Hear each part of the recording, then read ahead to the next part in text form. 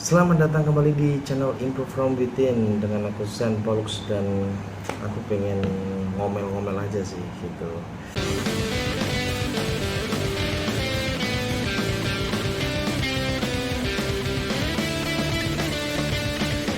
Terkait kasus yang baru beberapa hari ini, yaitu Pai Wong dan Paula Abdul atau siapalah, nggak tahu namanya istrinya. Dia bikin video tentang KDRT. Oke, bisa kepikiran dia bikin konten tentang KDRT, yang mana sebenarnya ide itu tercetus ketika ada kejadian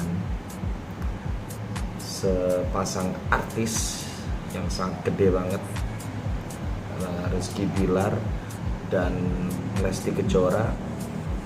Itu si Rizky Bilarnya ngelakuin kekerasan dalam rumah tangga. Itu motifnya karena Rizky Bilar ketahuan selingkuh. Nggak tahulah, bertengkar. Dan ada juga di internet kok videonya itu tentang kayak maki-maki gitu ya, udah segala nama-nama hewan peliharaan disebut. Dan juga Rizky Bilarnya mengakuin kekerasan dalam rumah tangga alias KDRT ke Lesti. Uniknya dan mirisnya adalah ada artis sekaligus YouTuber. Dia bikin konten prank si istrinya itu lapor ke polisi bahwa dia sedang kena KDRT oleh suaminya, alias ceritanya itu baimongnya gitu. Maksudku apa ya, prank itu di zaman sekarang udah menurun gitu trennya, dan semua orang tahu bahwa prank-prank yang ada di YouTube itu pertama settingan, dan yang kedua itu, ini opini pribadi, norak. Oke, mungkin orang lain tahu bahwa kontennya si Paim Paula itu konten yang scripted, alias konten yang dibikin tidak beneran tentu saja. Cuman momennya itu nggak pas gitu. Walaupun kalau misalnya aku ngomong momen yang pas pun, mau nunggu 2 bulan atau nunggu 3 bulan, mau nunggu setahun, bercandaan soal KDRT itu it's not funny, itu nggak lucu sama sekali. Kenapa ini bisa dijadiin prank gitu? Maksudnya kalau ngeprank itu kayak mau nunjukin gitu kalau misalnya keluargamu itu baik-baik saja gitu. Apakah keluargamu itu kalau misalnya bertengkar nggak pernah main fisik gitu, biar apa coba? Yang jelas sih itu kayak mau cari view, mau cari duit nggak segitunya lah. Maksudnya bukan ngebercandain ya, ngeprank itu kan niatnya kan bercanda, cuman ngebercandain KDRT itu nggak lucu sama sekali, sangat tidak lucu sama sekali. Dan selain konten KDRT ya juga kayak konten-konten seksual. Terus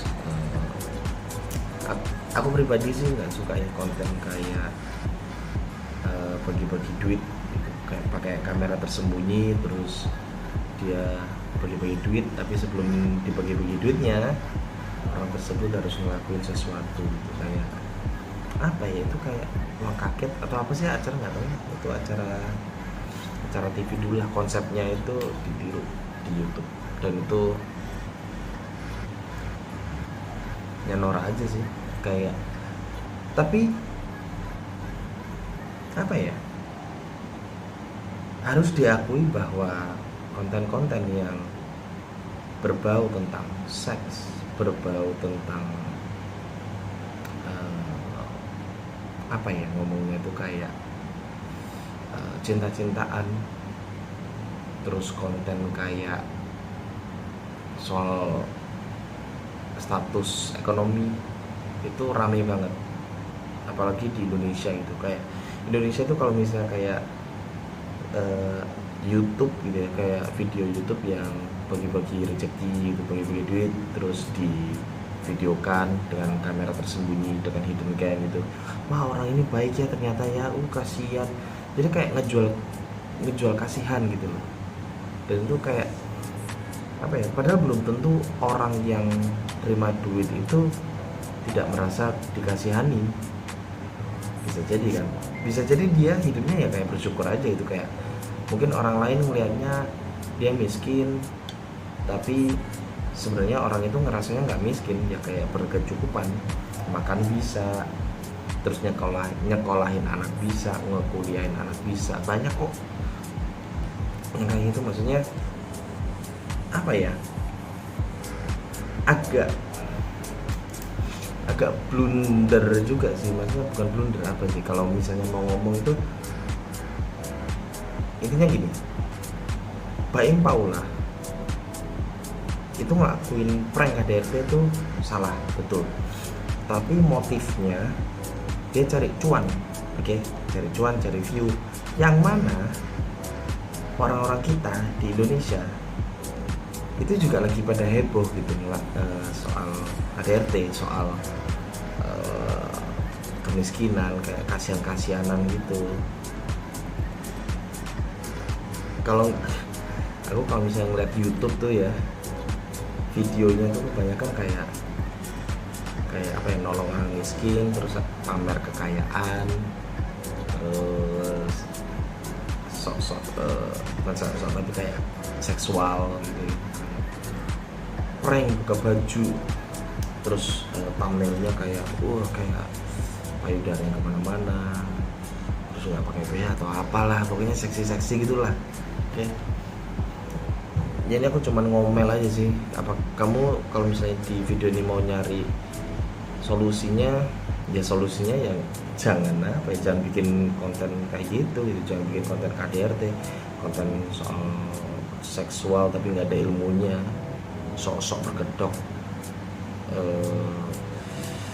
apa sih, kayak edukasi seks, padahal cuman kayak pamer bahwa dia itu udah pernah ngewek sama siapa aja gitu.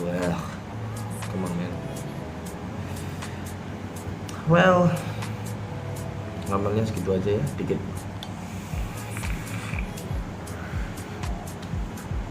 Anyway, ini aku rekodnya jam berapa ya? Jam 1 lebih 6. Aku gak bisa tidur. Daripada gak ngapa-ngapain, mari kita bikin sesuatu. Atau enggak ya ngomel kayak ini, ngeluarin unek-unek. Kita santai aja kali ya.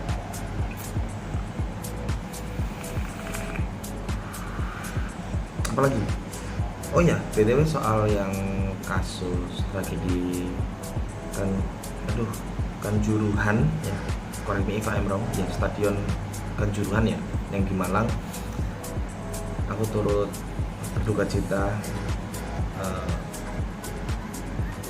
apa ya, masuk kedua masalah tragedi di dunia sepak bola itu kedua di dunia gitu. Aku nggak berani beropini karena apa ya, banyak simpang siur gitu, ada yang salah dari supporternya, ada yang salah dari polisinya, tapi yang jelas faktanya yang kita lihat di media, yang kamu lihat di media adalah banyak korban jiwa yang terenggut nyawanya. Ada yang bilang 127, ada yang bilang 128, dan ini masih didata gitu ya, belum, katanya sih nambah juga, tapi aku nggak tahu nambahnya berapa. Dan ya semoga untuk keluarga yang ditinggalkan diberi kesabaran, diberi ketabahan, dan jangan sampai terulang lagi gitu loh. Karena aku orang Sidoarjo, aku aku tahu soal rivalitas bonek dan Aremania, tapi katanya simpang siurnya di situ, aduh kompleks deh, aku nggak berani ngomong gitu loh. Cuman ya apa ya, semoga korban atau orang-orang yang meninggalkan keluarganya, teman-temannya, koleganya atau siapapun itu ditempatkan di sisi Tuhan, di sisi Allah Subhanahu wa taala. Aku sangat berduka cita sekali.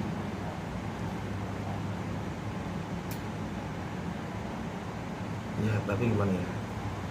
Indonesia itu kayaknya Indonesia itu sekarang itu lagi proses pendewasaan diri. Aku nangkepnya ya seperti kita lah, manusia sebagai pribadi gitu. Kita kalau mengalami proses pendewasaan diri, kita harus mengalami hal-hal yang tidak enak, tapi mau nggak mau harus berjalan, harus diselesaikan, harus disadari juga, dan harus belajar juga dari kesalahan itu. Well, semoga dari kejadian ini Indonesia semakin dewasa. Indonesia semakin dewasa, Indonesia semakin makmur, Indonesia semakin jaya, Indonesia semakin orang-orangnya, SDM-nya itu makin cerdas, pintar, dan yang paling penting adalah orang-orangnya tidak mudah untuk kemakan emosi, tidak langsung kayak impulsif gitu, kayak disenggol dikit langsung marah misalnya, atau kayak di berita ini yang aku bahas di sini tentang Baimbong, itu aku diem dulu, kan kasusnya kan udah beberapa hari yang lalu kan, cuman aku diem dulu, aku pengen tahu gitu, tapi ternyata emang harus dikeluarkan dan dikeluarkannya dengan dalam bentuk video ini. And then well, segitu dulu ngomelnya. Tapi apa ya, nanti aja deh.